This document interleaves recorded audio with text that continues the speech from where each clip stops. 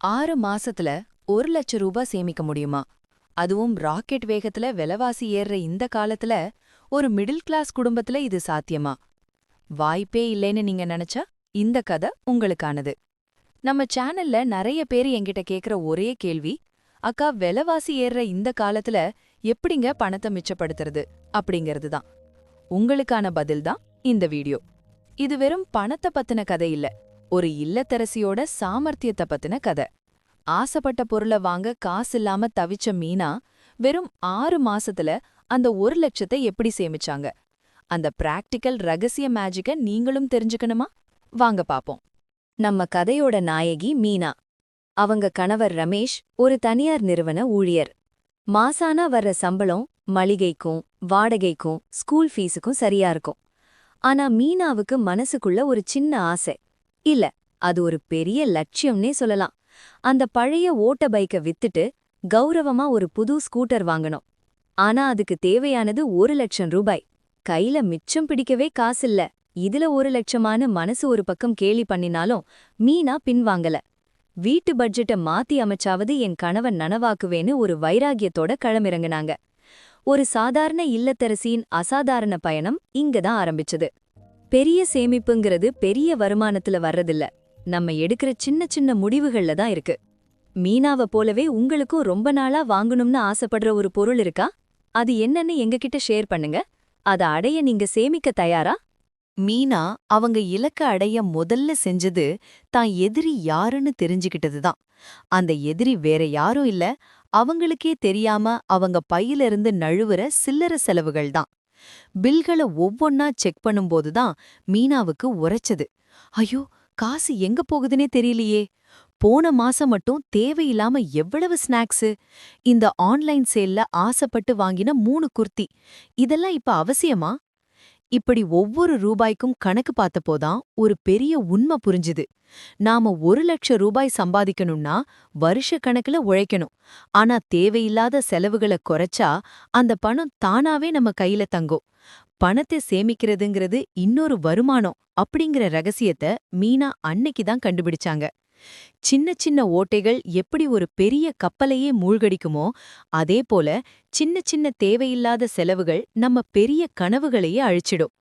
நீங்களும் மீனாவ போல எப்பவாவது உங்க மாச பில்களை மொத்தமா கணக்கு போட்டு பாத்திருக்கீங்களா? அப்படி பாக்கும்போது நீங்க தேவையில்லாம செலவு பண்றதா உணர்ந்த அந்த ஒரு விஷயம் எது? கமெண்ட்ல சொல்லுங்க.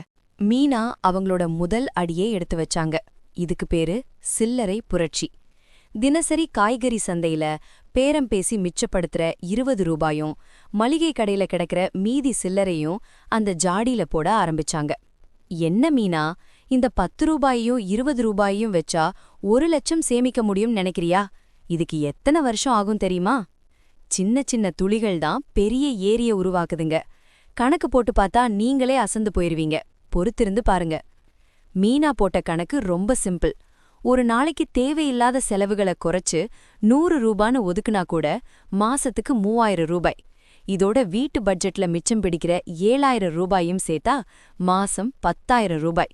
6 மாசத்துல 60,000 ரூபாய் ஆச்சு. மீதி 40,000க்கு மீனா கிட்ட இன்னொரு மாஸ்டர் பிளான் இருந்துச்சு.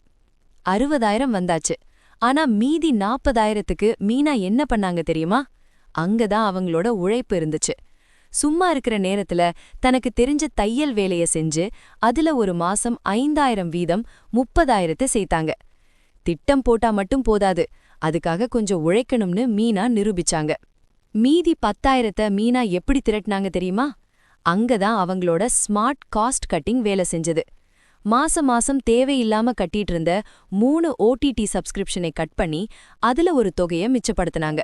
அது மட்டும் இல்லாம வாரா வாரம் குடும்பத்தோட வெளியில போய் சாப்பிடுறத, அவுட் சைட் ஃபுட் நிறுத்திட்டு அதே உணவை இன்னும் ஆரோக்கியமா வீட்லயே சமைச்சு அசத்துனாங்க. ஹோட்டல் பில், டெலிவரி சார்ஜஸ்னு வீணாகிற பணத்தை அப்படியே சேமிப்புக்கு மாத்துனதுல கிடைச்சதுதான் அந்த 10,000 ரூபாய். ஆசைப்படுற ஒரு பெரிய விஷயத்துக்காக சின்ன சின்ன தற்காலிக சந்தோஷங்களை தியாகம் பண்ண தயங்காதவங்க தான் வாழ்க்கையில ஜெயிக்கிறாங்கன்னு மீனா நிரூபிச்சாங்க. சேமிப்பு உங்க கனவுக்கு பாதை அமைக்கும், ஆனா உழைப்பு தான் உங்கள அந்த இலக்குக்கு கொண்டு போய் சேர்க்கும்.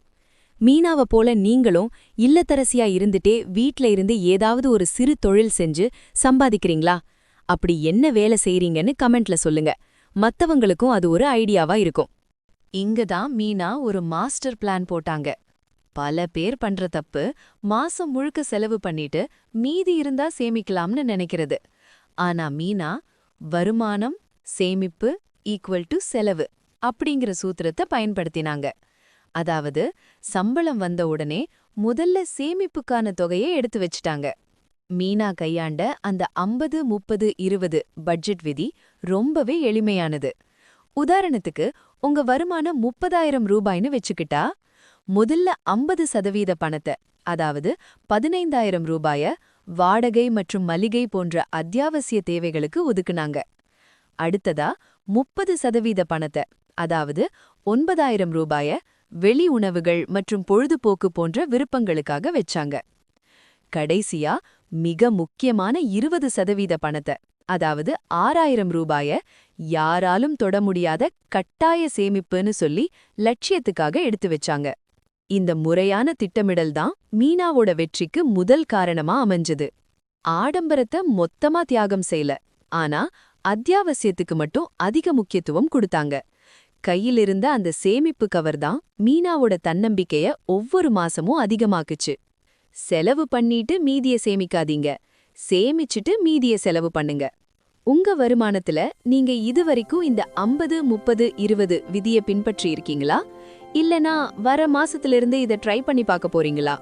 காமெண்ட்ல சொல்லுங்க. மீனாவோட இந்த 1,00,000 ரூபாய் மேஜிக் எப்படி சாத்தியமாச்சு தெரியுமா? இதோ அந்த எளிமையான கணக்கு. முதல்ல மாசம் 10,000 ரூபாய் வீதம் 6 மாசத்துக்கு அவங்க கச்சிதமா சேமிச்ச 60,000 ரூபாய். அடுத்து சும்மா இருக்கிற நேரத்துல ஆன்லைன் பிசினஸ் மற்றும் பகுதி நேர வேலை மூலமா அவங்க சம்பாதிச்ச 30,000 ரூபாய்.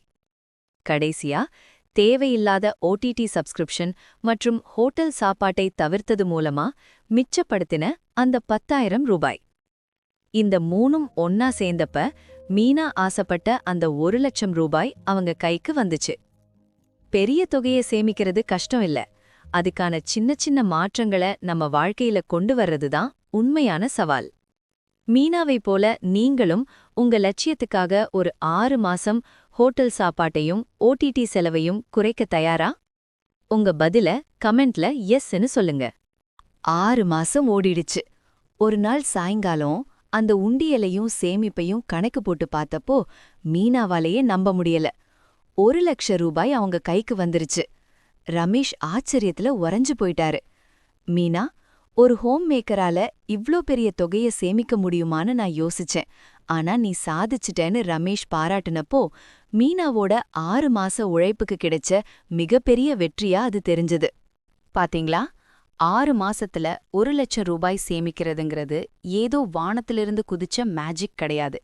இது தெளிவான திட்டமிடல், தேவையற்ற இடத்துல செஞ்ச சின்ன சின்ன சிக்கனம், அப்புறம் தன் திறமைய வருமானமா மாத்துற அந்த துணிச்சல், இதோட வெற்றிதான்.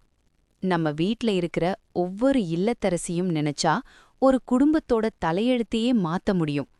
கையில காசு இல்லைன்னு கவலைப்படுறதை விட இருக்கிற காசை எப்படி பெருக்கணும்னு யோசிச்சா எந்த இல்லத்தரசியும் அவங்க வீட்டுக்கு ஒரு மகாராணிதான். நீங்களும் உங்க வாழ்க்கையில ஒரு புது வண்டி வாங்கவோ இல்ல உங்க குழந்தைங்களோட படிப்புக்கோ அல்லது ஒரு அவசர கால நிதிக்கோ சேமிக்கணுமா? யோசிச்சுட்டே இருக்காதீங்க. மீனாவோட இந்த பிராக்டிக்கல் பிளான இன்னைக்கே இப்போதே உங்க வீட்ல ஆரம்பிங்க. முயற்சி செஞ்சா முடியாதது எதுவுமே இல்ல. சேமிப்புங்கிறது வெறும் பணம் இல்ல, அது உங்க குடும்பத்தோட நிம்மதியான எதிர்காலம். இந்த வீடியோவை பார்த்துட்டு இருக்கிற நீங்க இந்த 1 மாசத்துல சேமிக்க ஆரம்பிக்க போற அந்த முதல் தொகை எவ்வளவு? 100 ரூபாயா அல்லது 1000 ரூபாயா? உங்க லட்சிய தொகைய கமெண்ட்ல சொல்லுங்க. நாம எல்லாரும் சேர்ந்து ஒரு சேமிப்பு புரட்சியை உருவாக்குவோம். இந்த வீடியோ உங்களுக்கு பயனுள்ளதா இருந்தா மறக்காம லைக் பண்ணி உங்க நண்பர்களுக்கும் ஷேர் பண்ணுங்க. அடுத்த ஒரு பயனுள்ள வீடியோவில் உங்களை சந்திக்கிறேன். நன்றி, வணக்கம்.